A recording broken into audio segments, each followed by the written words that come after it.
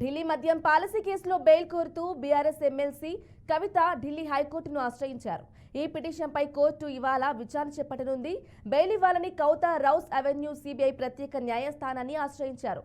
ప్రత్యేక కోర్టు ఆమె బెయిల్ పిటిషన్ను ఇటీవల తిరస్కరించింది.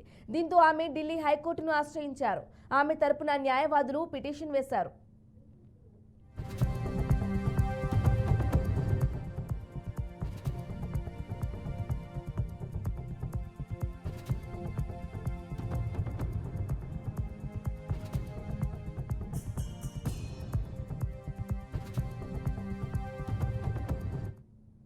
తెలంగాణ లోక్సభ ఎన్నికల్లో బీఆర్ఎస్ పార్టీ స్టార్ క్యాంపెయినర్లలో కవిత ఒకరని, అందుకే ఆమెకు బెయిల్ ఇవ్వాలని రౌస్ అవెన్యూ కోర్టును కోరారు.